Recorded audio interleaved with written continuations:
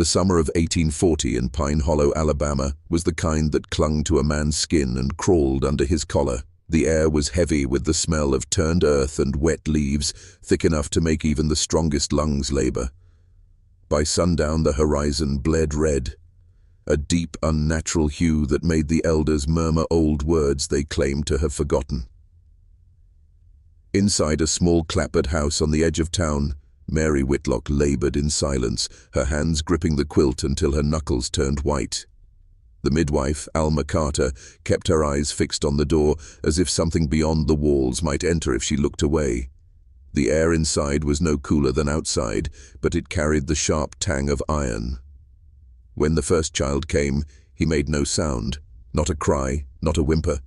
He simply stared at Alma with eyes the color of storm clouds.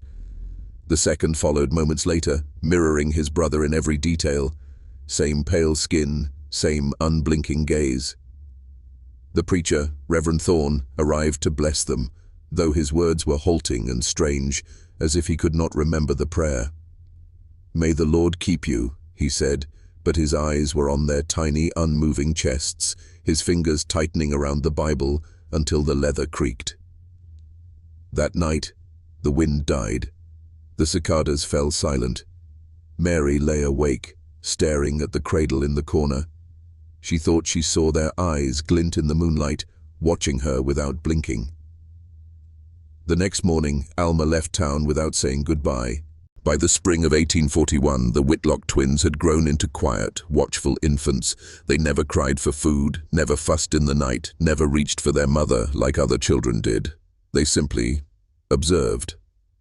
The townsfolk said it was strange, but in Pine Hollow, folks learned to mind their tongues. One hot afternoon, with the sun shimmering above the river, their father, Elias Whitlock, carried the boys down to the shallows. He worked the ferry, and water was as much a part of his life as the air he breathed. He left them sitting on a flat rock while he checked the ropes, the ferry bobbing lazily in the current.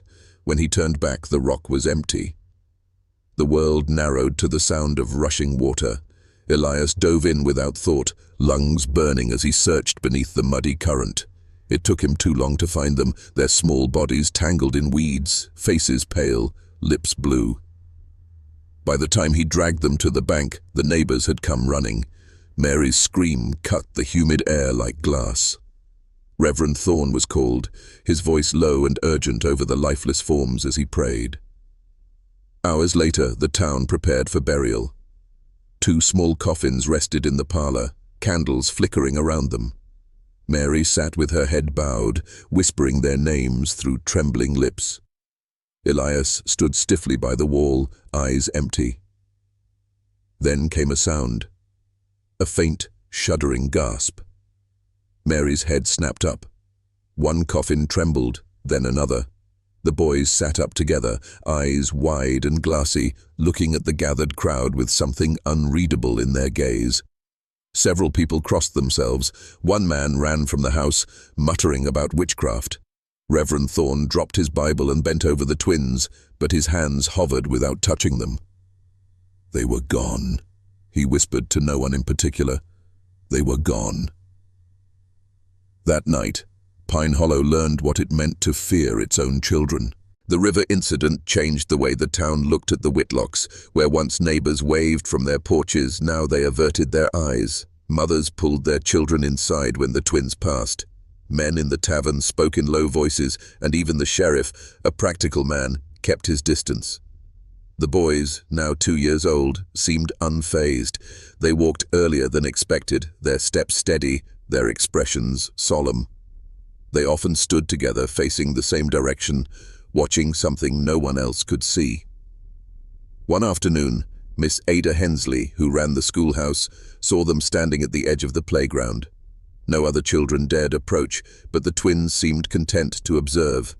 Then, without a word, both turned and waved at an empty corner of the yard.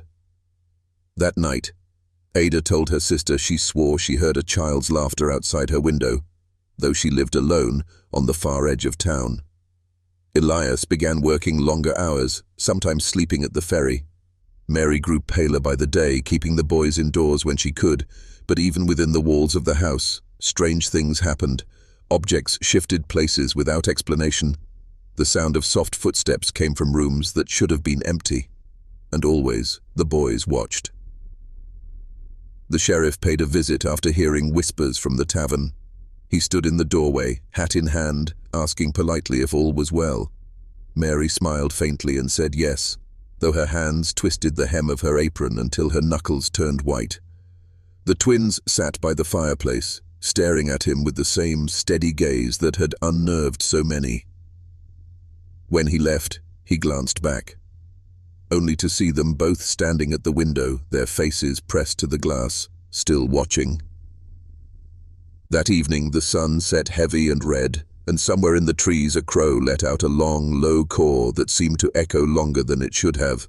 The summer of 1843 brought a heat so fierce it seemed the air itself might ignite. By mid-July, Pine Hollow smelled of dust and wilted crops, the ground cracking beneath the relentless sun. Elias worked the ferry late into the evening, leaving Mary to tend the boys alone. It was just after midnight when the fire began. Mary awoke to the crackle of timber and the suffocating stench of smoke. The bedroom walls glowed orange, shadows leaping like restless spirits. She screamed for the twins, stumbling through the haze, her hands groping for them in the crib. The blankets were empty. The fire moved fast. Too fast. Sparks burst from the rafters as the thatched roof collapsed inward. Neighbors rushed from their homes, forming a frantic line from the well, tossing buckets of water that hissed uselessly against the flames. Someone shouted that Elias was still down at the ferry. By the time he arrived, the house was an inferno. Mary was on her knees in the yard, coughing, eyes streaming with both smoke and terror. "They're gone," she choked out. "They're gone." When the roof fell, the crowd stepped back, shielding their faces from the blast of heat. There was nothing left to save. The fire roared like a living thing, swallowing the last of the Whitlock home. It was Sheriff Wallace who saw them first, sitting at the stone well behind the burned ruins, side by side in the moonlight. The twins. Their clothes were unburned, their pale faces untouched by soot. They said nothing, only watched as the last timbers collapsed in a shower of sparks. No one spoke. No one moved. The preacher finally stepped forward, his voice trembling. "They were inside." Mary rose shakily, rushing toward them, but stopped halfway. Something in their faces froze her in place. The stillness, the faint glint in their eyes that seemed to hold the fire's reflection long after the flames had died. From that night, no neighbor entered the Whitlocks' property again. The next morning, Pine Hollow gathered in the basement of the old church. Rain drummed steadily on the roof above, though no storm had been forecast. Reverend Thorne stood at the head of the table, his hands clasped over the worn Bible, his knuckles pale.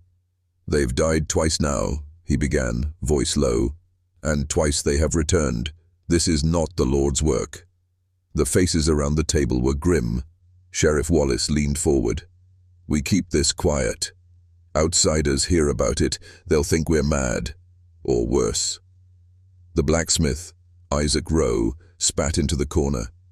"Ain't about outsiders. It's about stopping whatever this is." Mary Whitlock had not been invited, nor had Elias. This was a gathering of the town's elders, those who had lived here long enough to remember old superstitions, the kind that weren't written in any Bible. Thorne's proposal was simple. They would not speak of the twins to anyone beyond Pine Hollow. No mention in the county records, no letters to family in other towns. If the boys could be forgotten by the world, perhaps they would fade into it. One by one, each man and woman present nodded. A vow was spoken in the dim light, their voices joining in a whisper barely louder than the rain. Then from the floor above came the sound of footsteps, slow, even. The sheriff drew his revolver and gestured for silence. The group listened as the steps moved across the length of the sanctuary, then stopped directly above the table. For a long moment no one breathed. Then, two faint laughs. The sound sent a shiver through the room. When they emerged from the basement, the church was empty. Only the open front doors swung gently in the rain.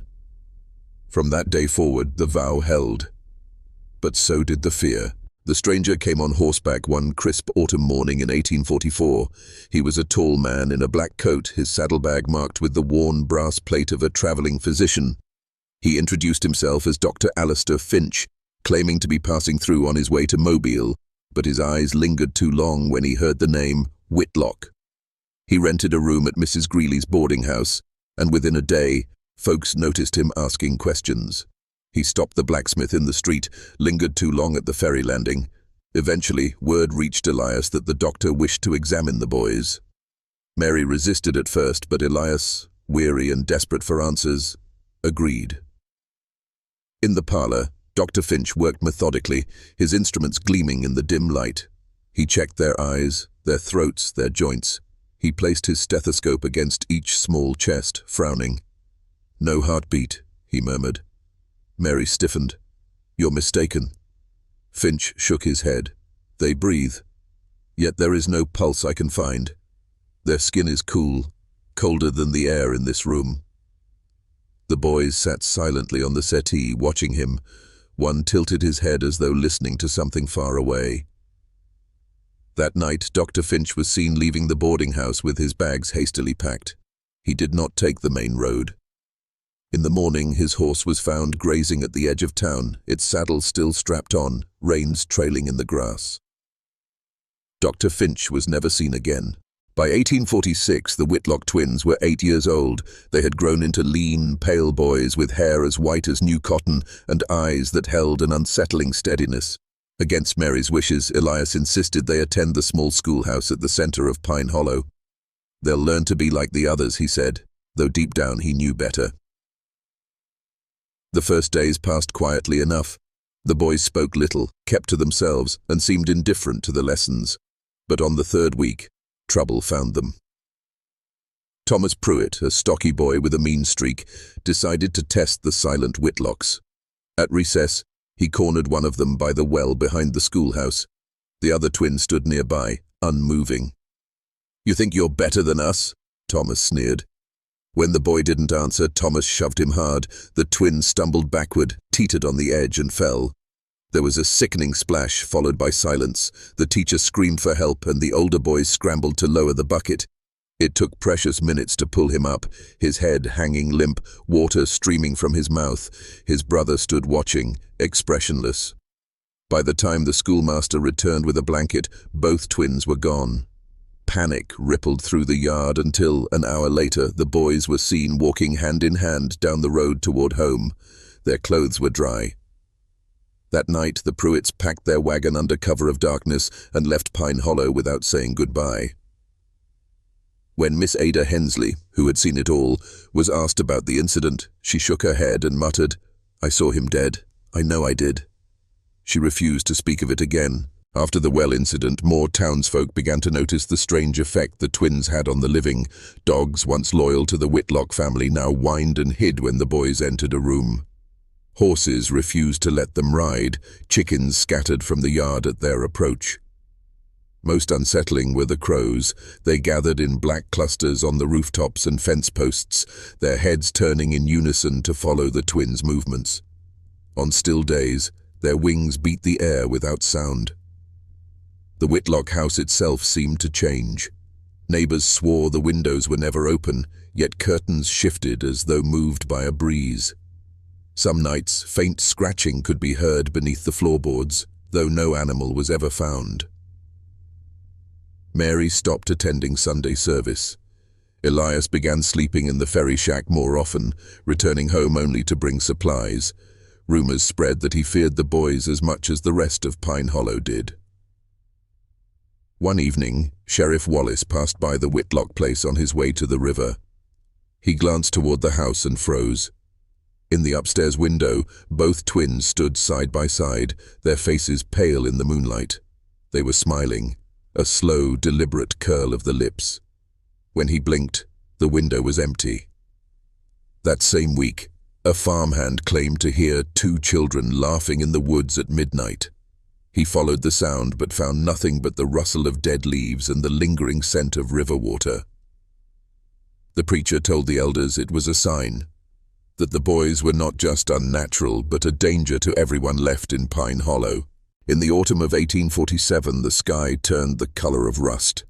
Word spread that a blood moon would rise over Alabama, and the older folks muttered about omens best left unspoken. On the night it appeared, the Whitlock twins vanished from their beds. Mary awoke to find their blankets cold, the window wide open despite the frost. She searched the yard, calling their names until her voice broke. By dawn, half the town had joined the search. Lanterns bobbed along the riverbank, flickering through the pine woods, and the sound of boots on frozen leaves echoed in the still air. It was Isaac Rowe, the blacksmith, who found them, kneeling in the cemetery. They sat side by side before two freshly dug graves. The earth was loose and dark, but there were no shovels, no footprints but their own. When Isaac asked what they were doing, one boy tilted his head and said, "They were waiting." Isaac backed away, his heart pounding. He swore the ground shifted behind them, as though something moved beneath the soil. The boys returned home without protest, their bare feet leaving no mark in the frost. That night, Mary locked the doors and shuttered the windows. But even in the darkness, she could feel their eyes on her. By early 1848, fear in Pine Hollow had turned into something sharper. Isaac Rowe, emboldened by drink, confronted Elias Whitlock in the town square. He accused him of harboring evil under his roof, of cursing the town with his unnatural children. Elias, worn and hollow-eyed, told him to mind his tongue, but Isaac would not be silenced. Before the gathered crowd, Isaac strode up to the twins, who stood quietly near their mother. He raised his hammer, the one he used to forge horseshoes, and brought it down hard on the skull of the nearest boy. The crack of bone was followed by Mary's scream. The boy crumpled, blood pooling dark on the dirt road. Isaac turned to face the crowd, his chest heaving. Then behind him came the sound of small footsteps. The twins stood upright, head mending before their eyes, bone knit, skin smoothed, and moments later, not a trace of injury remained. The crowd scattered in panic, some running for home, others locking themselves inside the tavern. Isaac dropped his hammer and stumbled backward, his face drained of color. The twins said nothing. They simply watched him until he turned and fled. From that day, no one challenged them openly again. The oil lamp on the preacher's desk flickered in the humid stillness, throwing long, crooked shadows up the walls. Margaret Whitfield stood in the doorway, her bonnet clutched in trembling hands, her breath uneven. She had waited until the hour was late enough for no one to notice her leaving the farmhouse.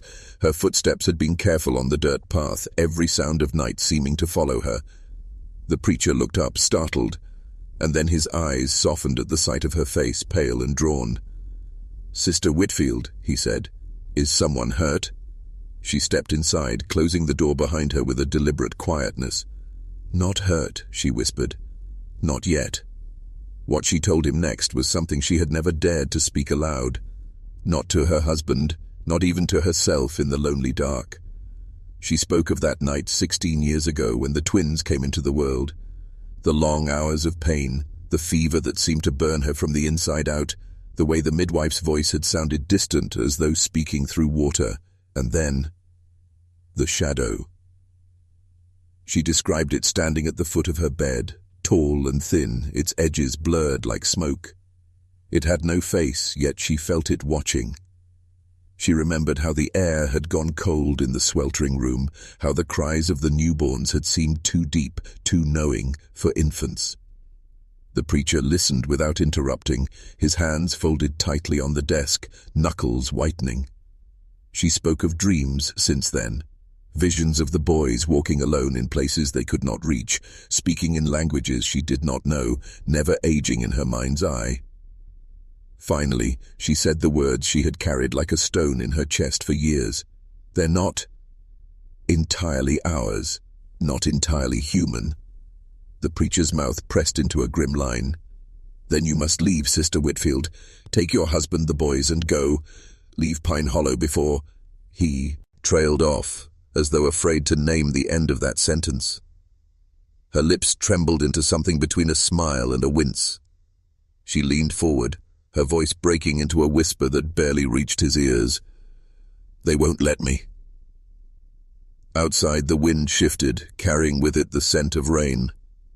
But the sky above Pine Hollow was perfectly clear. And in the stillness between them, the preacher began to understand that she did not mean the townsfolk. By midsummer, Pine Hollow's fields had turned the color of bone. The grass crackled underfoot like dry paper, and the soil split into long, jagged fissures that could swallow a man's boot heel. The river, once a wide ribbon of life that cut through the valley, was now a thin, sluggish stream, its banks littered with the carcasses of fish whose silver scales caught the unrelenting sun.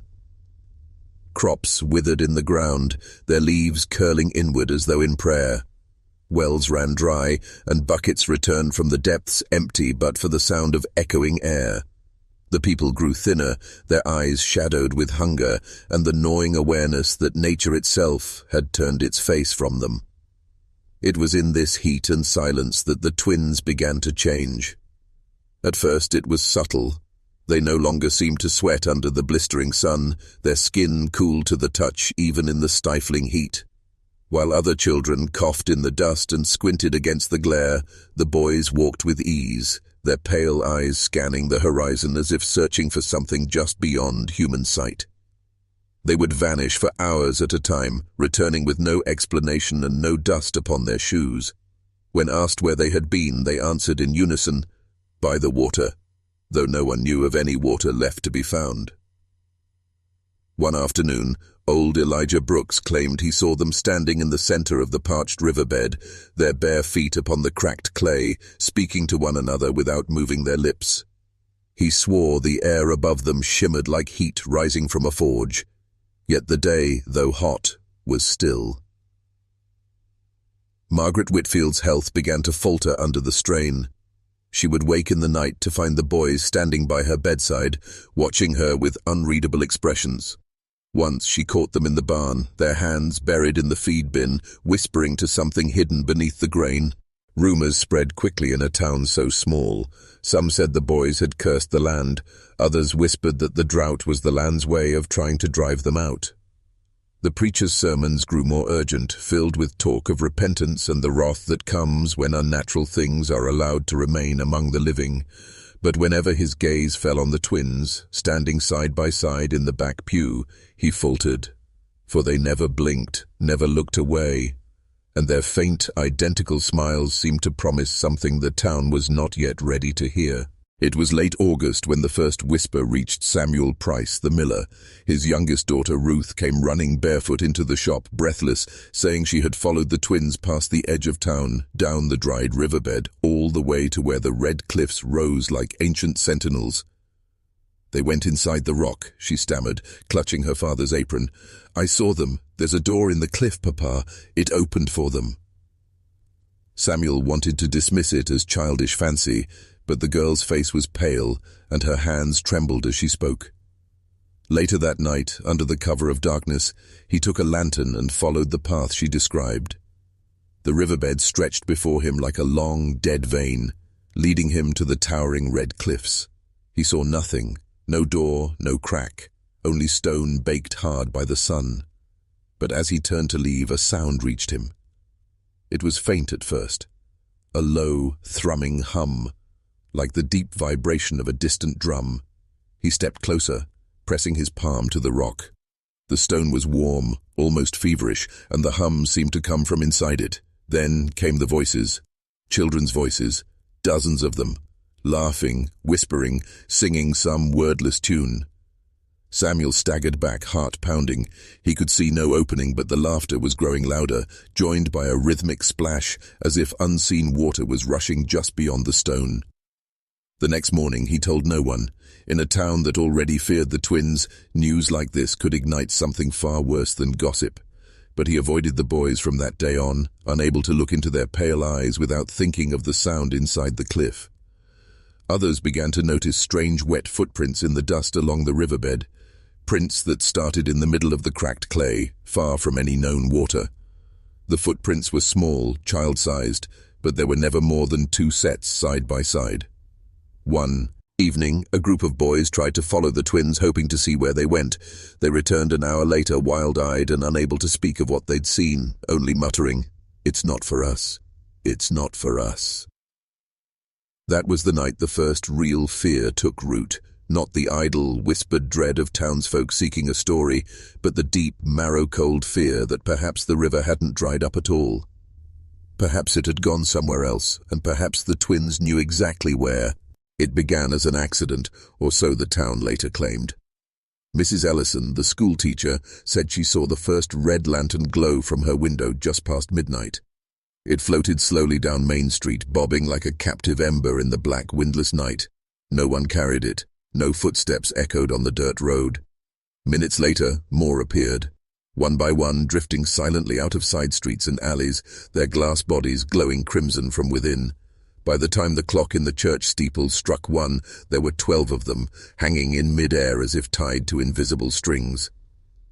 The twins were standing beneath them, Elias and Elijah, barefoot, their faces upturned toward the burning orbs, their expressions unreadable. They stood in the center of the road, and the lanterns hovered in a perfect circle above their heads. The glow painted their pale skin in bloody hues, and the reflection in their wide eyes made it look as though fire lived inside them. A few townsfolk peeked from their shutters. No one dared step outside, but the air was charged, heavy with the smell of iron like wet pennies, and a strange pressure that seemed to squeeze the heart in the chest.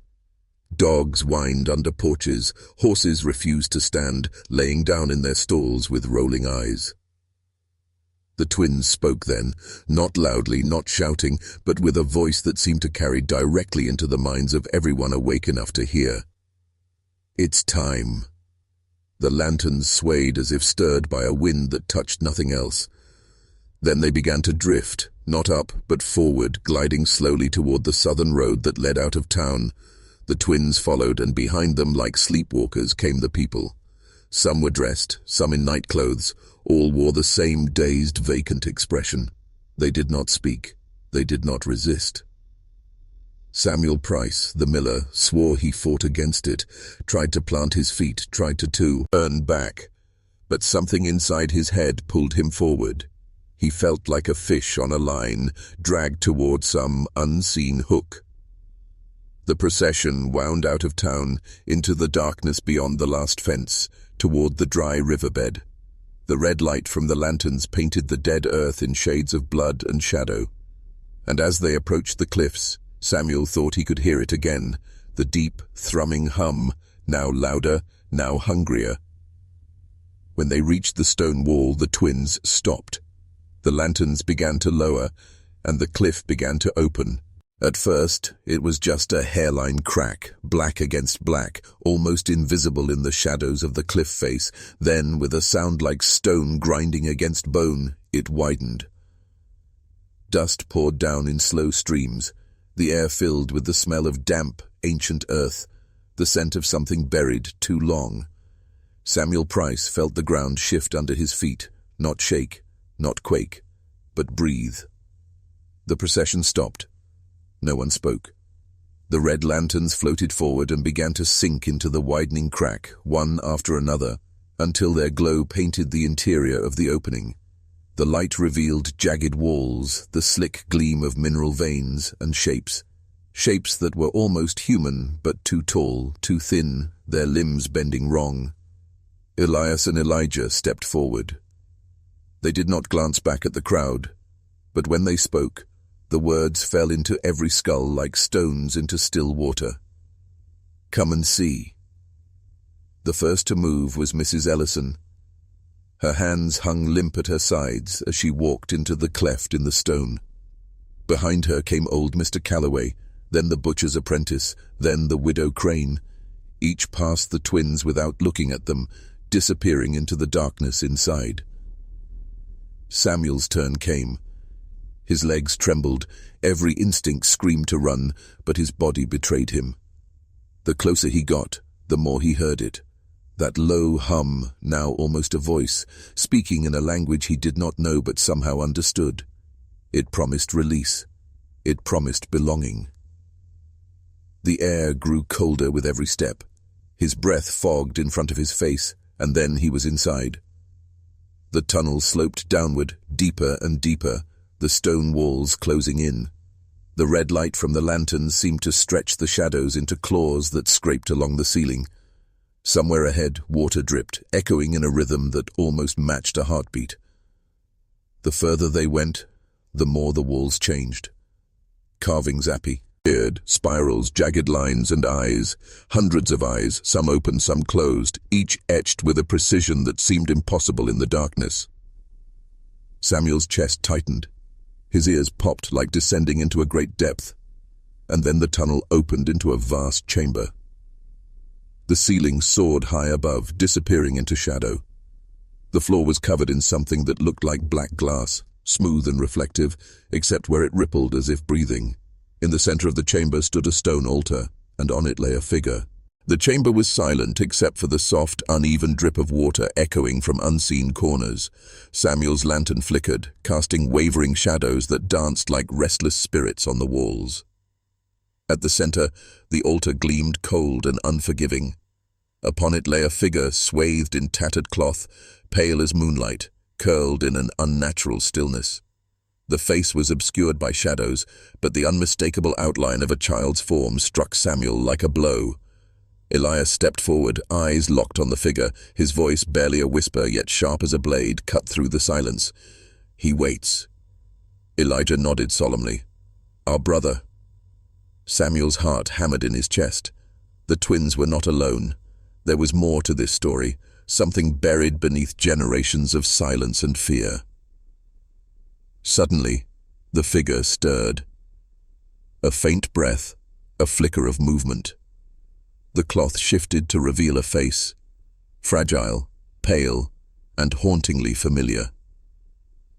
It was the third twin, the one no one knew had survived the birth, the one whose existence had been erased from every ledger, every memory. The chamber seemed to pulse with an ancient energy as the boy's eyes opened, black as obsidian, reflecting no light. "He cannot leave," Elias said, "bound by the river's curse." Elijah's voice grew heavy with sorrow. "And we are bound to him and to this place, until the river's debt is paid." Samuel's breath caught. The weight of years pressed down on him. The pact the town had made, the silence that had cost so many lives, and the terrible price yet to come. Outside, a distant howl echoed through the tunnels, chilling and endless.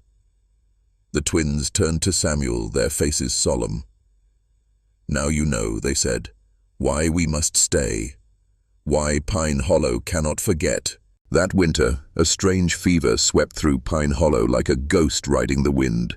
It struck swiftly and without mercy, leaving bodies racked with chills and burning skin. The townsfolk shuttered themselves indoors, whispered prayers filling the cramped spaces as coughs echoed through the night. But the twins remained untouched, their pale skin cool, their steady breathing unbroken. Families watched helplessly as one by one, neighbors and friends succumbed, dreams twisted into nightmares. Those afflicted spoke of children's voices whispering in the dark, voices that sang haunting lullabies beneath fevered breaths. Some claimed the twins had come to them, silent and watching, standing at the foot of their beds like sentinels of death. The preacher, weakened and pale, struggled to deliver sermons that seemed drowned in dread. On the night the fever reached its peak, there came a knock at his door, a slow, deliberate rap that sent a shiver down his spine. Opening it, he found the twins standing silently in the cold, their eyes reflecting a depth of sorrow beyond human understanding. "They come for the debt," one whispered. The fever began to recede with the dawn, leaving a town hollowed and mourning. Yet the preacher never recovered. Days later, he was found slumped in his pulpit, eyes wide and staring at the cross, a silent testament to the darkness that had crept into the soul of Pine Hollow. The church pews were nearly empty that Sunday morning, the air thick with the scent of damp wood and despair.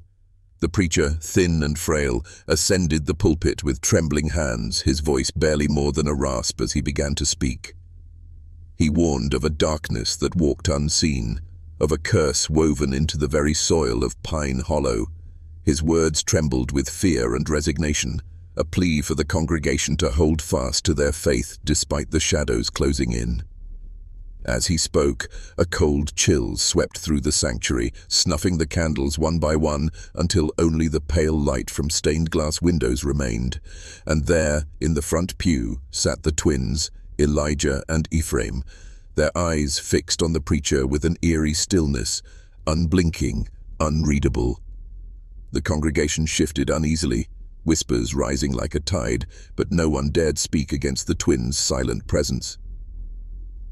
Hours later, the preacher was found collapsed at the foot of the pulpit, his eyes wide and fixed upon the cross above.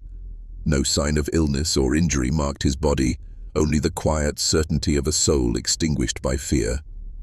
His death sealed the growing dread in Pine Hollow, that the darkness was not a passing storm, but an eternal night.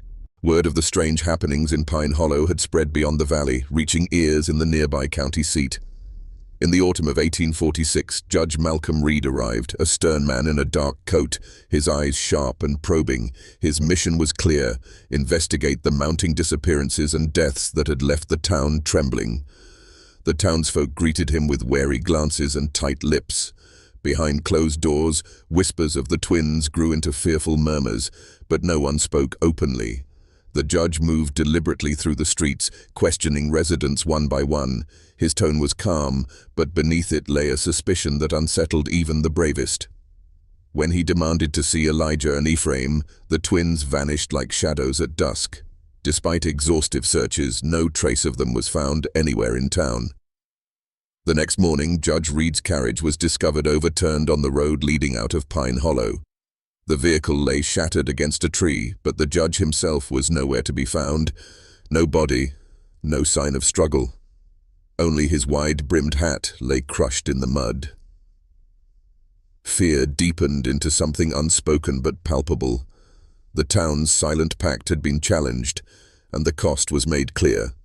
Outsiders who sought to unravel their secrets disappeared without a trace. With the judge's disappearance, the remaining elders of Pine Hollow convened once more, this time in the cellar of the old general store. The air was thick with dust and desperation, the flickering lantern casting grotesque shadows on walls lined with forgotten barrels. They spoke little, but their resolve was ironclad. The pact, the vow of silence and protection around the twins, would be renewed and strengthened beyond all previous measures. All records that could trace the twins' existence were gathered and consigned to flames. Birth certificates, school rosters, and town ledgers were fed to the hungry fire, the smoke curling into the night like the ghosts they sought to erase. Some elders whispered of an unseen presence in the room, a quiet laughter that seemed to drift through the cracked window panes. It was a sound both chilling and mocking, as if the pact itself had a will beyond human understanding.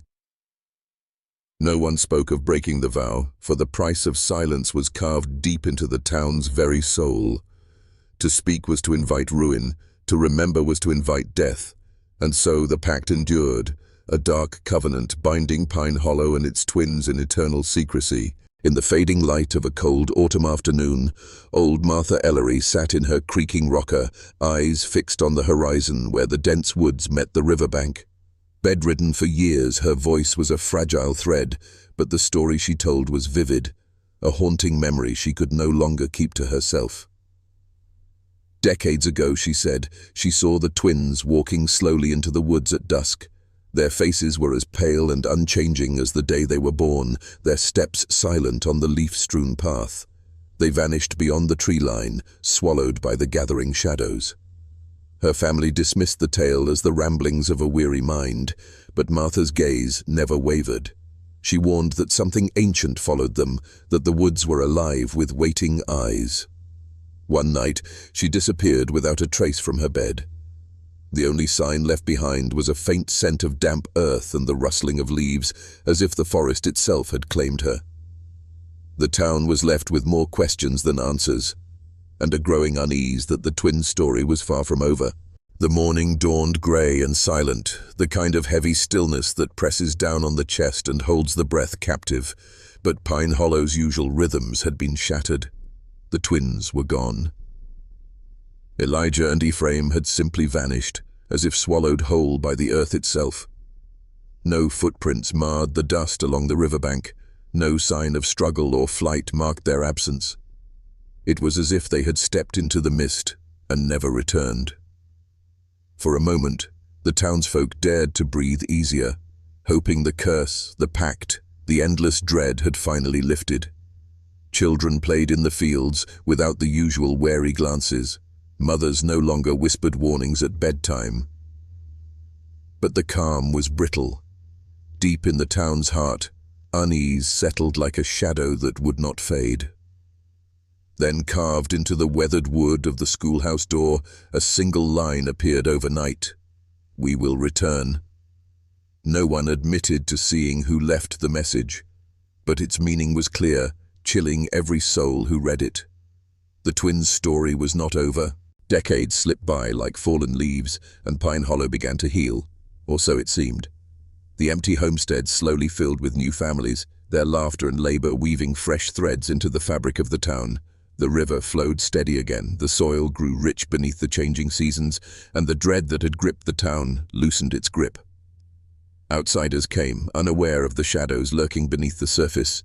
They planted crops, raised children, and built homes without ever hearing the whispers that had once haunted the old families' gatherings. Yet the oldest families, those whose roots ran deep in the soil, never spoke of the twins. The story had become a silence between generations, a secret passed down like a curse that could not be named. On mist-heavy nights, mothers still cautioned their children not to wander near the river, not to stray too close to the cliffs where stone met sky. The woods seemed darker then, as if watching, waiting. The church, rebuilt after years of neglect, stood quiet and empty most Sundays, its pews rarely filled. The preacher's voice had long since fallen silent, replaced by an eerie stillness that settled over the town like a second skin. Though the years marched onward, Pine Hollow's past was never truly buried, only waiting like the river beneath the cliff for the moment it would rise again. In the summer of 1890, under the ominous glow of a blood moon, Pine Hollow's fragile calm shattered once more. It began with whispers. Soft voices carried on the night wind, telling of two pale boys seen playing by the river's edge. They were said to be identical, their eyes cold and unblinking, their faces mirrors of the twins who had vanished nearly 50 years before. Old-timers who glimpsed them swore they had not aged a day. Their laughter, faint and hollow, echoed like a distant bell tolling over the water. Children dared not approach, their parents warning them of the curse that had never truly left the town. The river, which had flowed peacefully for decades, seemed to pulse beneath the moonlight. The cliffs stood silent, hiding their secrets in shadow. As the townsfolk watched in dread, the twins moved with unnatural grace, gliding over the earth as if weightless. No one could say where they came from or what had drawn them back. But the message was clear. The pact was not broken. The debt remained unpaid. And once again, Pine Hollow was trapped in a silence heavier than ever before. Now, dear viewer, pause and ask yourself, were Elijah and Ephraim a curse upon Pine Hollow, a punishment meted out by a vengeful nature or divine wrath?